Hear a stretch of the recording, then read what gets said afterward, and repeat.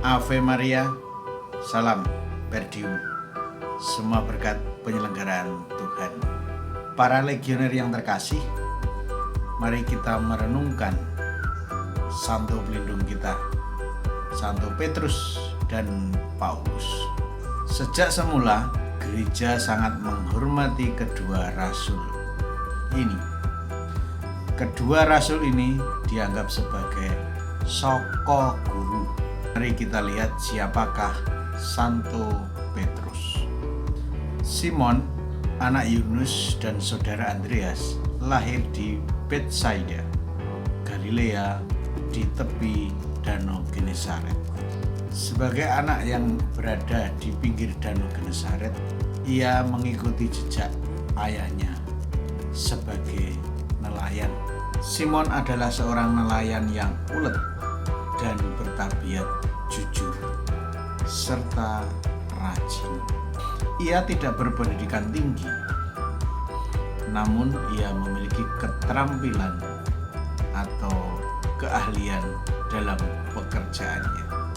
Kepribadiannya sangat menarik Yesus, maka Yesus menariknya, mengajaknya menjadi seorang muridnya.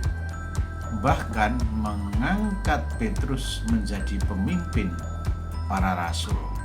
Pada saat itu Yesus berkata kepada Simon, "Engkau anak Yohanes, akan dinamakan Kefas," yang berarti batu karang. Sejak saat itu dia lebih dikenal dengan nama Petrus. Petrus resmi mengikuti Yesus dengan meninggalkan segala-galanya. Ketika ia menyaksikan mukjizat Yesus ketika menangkap ikan secara ajaib, kata Yesus kepadanya, "Duk in altum," bertolaklah ke tempat yang lebih dalam dan tebarkanlah jalanmu di sana. Petrus pun menjawab, "Guru, sudah sepanjang malam kami mencari ikan dan tidak mendapat apa-apa. Tetapi karena Engkau yang menyuruhnya, aku akan menebarkan jala itu juga." Dengan kepercayaan itu, Petrus menyaksikan kuasa Yesus, dan di depan Yesus yang penuh dengan kuasa ilahi itu, bersujudlah Petrus sambil berkata, "Tuhan, pergilah daripadaku karena aku seorang berdosa."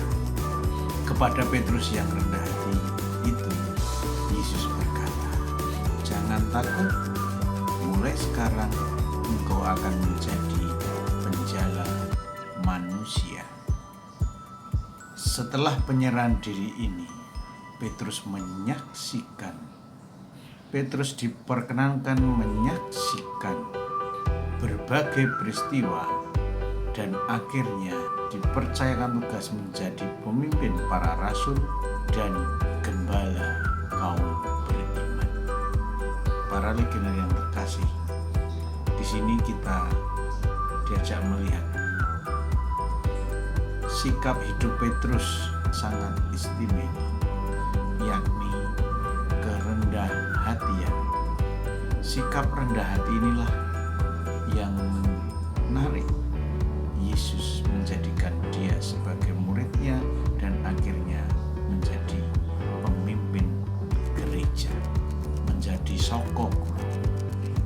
Santo Petrus hidup yang rendah hati, dan juga banyak santo-santa yang menjadi pelindung kita. Salah satu poinnya adalah dia mampu hidup rendah hati. Artinya apa? Hidup rendah hati menjadi soko guru dalam hidup kaum beriman. Ave Maria,